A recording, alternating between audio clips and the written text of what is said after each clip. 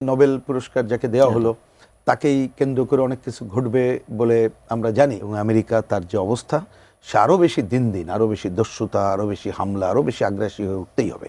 এই যে গতকাল ভোরে যে একটা বড় দস্যুতা ঘটে গেল, আমেরিকান ট্রাম্প সে যেভাবে ভেনেজুয়েলার প্রেসিডেন্টকে তার এখান থেকে ধরে নিয়ে গেল এবং যে ওইখানকার সামরিক হামলা পরিচালনা করলো, এটা নজিরবিহীন এবং এর থেকে বড় দস্যুতা আর হতে পারে না। এবং মার্কিন সাম্রাজ্যবাদ তারা যে একটা রাষ্ট্রীয় দস্যুতা করছে ওই অঞ্চলের জনগণকে উপেক্ষা করে, কারণ ইতিমধ্যেই আপনি জানেন বানি স্যান্ডার্স, মামদানি সহ এলাকার মানুষ কিন্তু এটার বিরুদ্ধে বিক্ষোভ করছে। তা জনগণকে উপেক্ষা করে সে যে দস্যুতা করলো এটা নজিরবিহীন, এটা তীব্র নিন্দা করি এবং ভেনেজুয়েলার জনগণের প্রতি পূর্ণ সংহতি এটা জানাই। এবং অবিলম্বে সারা বিশ্বের জনগণ এটা তারা ইতিমধ্যে বিক্ষুব্ধ হয়েছে, তারা ভেনেজুয়েলার প্রেসিডেন্টকে ছেড়ে দেবে এবং একটা স্বাধীন রাষ্ট্র হিসেবে তারা যাতে তাদের কাজ চলতে পারে সেই ব্যবস্থাটা করা তাদের দরকার। আমি ওই আলোচনা আর না গেলাম, কিন্তু আপনি পরের কতগুলো ঘটনাবলী দেখেন, মানে ঔদ্ধত্য কোথায় চলে গেছে। একটা সাম্রাজ্যবাদ আমরা জানি তারা সারা বিশ্বে আধিপত্যবাদ করেই চলতে হয়, এবং আমেরিকা তার যে অবস্থা সে আরও বেশি দিন দিন আরও বেশি দস্যুতা, আরও বেশি হামলা, আরও বেশি আগ্রাসী হয়ে উঠতেই হবে।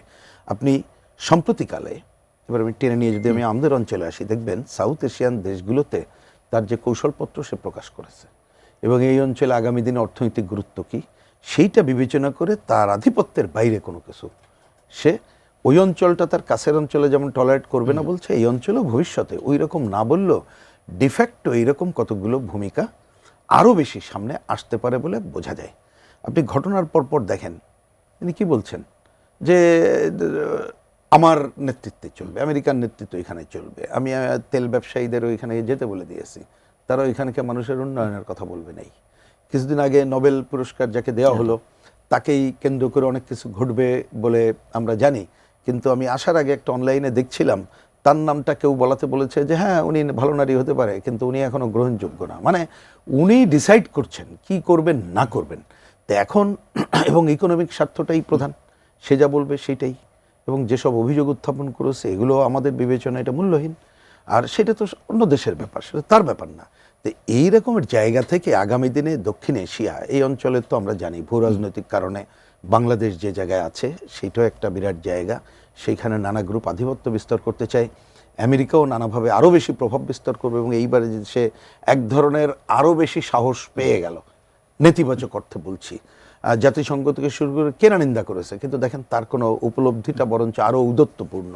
তো সেই জায়গায় আগামী দিনে আমরা অনেকেই আমরা দেখতে পাচ্ছি যে আমেরিকার তজ করে চলা, আমেরিকানকে দোস্তি করা, এই ধরনের জায়গাগুলো আসে। এটা পৃথিবীর বিখ্যাত কথা আছে, আমেরিকা যার বন্ধু তার কোনো শত্রুর দরকার নেই। আমেরিকা মানে আমেরিকার জনগণ আমরা মিন করছি না, আমেরিকান যে পলিসি, আমরা পলিসির কথা বলছি, আমেরিকান জনগণের সাথে তো নিশ্চয়ই বন্ধুত্ব আমাদের থাকবে। তো সেই রকম একটা জায়গায় আমরা দেখতে পাই এই অঞ্চল জুড়ে নানা আধিপত্যবাদী শক্তি আছে, সে কিন্তু একা এটা করবে না, সে নিজের স্বার্থর সংমিশ্রণ ঘটিয়ে যখন যেটা প্রয়োজন সেই কাজগুলো করবে। রিসেন্টলি তো করছে, কে না জানে।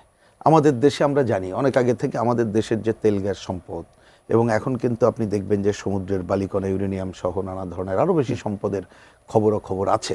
সুতরাং সেই জায়গায় আগামী দিনে আমাদের দেশ এবং সাউথ এশিয়াতে তার যে কৌশলগত যে কথাগুলো সে বলেছে, আমরা দেখতে পাচ্ছি যদি আজকে সারা বিশ্বের মানুষ এই ধরনের দস্যুতার বিরুদ্ধে রুখে আমরা দাঁড়াতে না পারি, তাহলে কিন্তু আগামী দিনে পৃথিবীতে তার আধিপত্য আরও হয়তো বাড়তে চাইবে, এই অঞ্চলেও বাড়বে। কিন্তু শেষ কথাটা বলি, এক আধিপত্য এইভাবে একচেটিয়া করে যাবে আমার মনে হয় সেই জায়গা থাকবে না। আলটিমেটলি একটা নতুন বিশ্ব ব্যবস্থা, নতুন মেরুকরণের মধ্য দিয়েই তাকে প্রতিহত করার দিকেই একটা বিশ্ব মানবতার কল্যাণের জন্য আমাদের এগিয়ে যেতে হবে।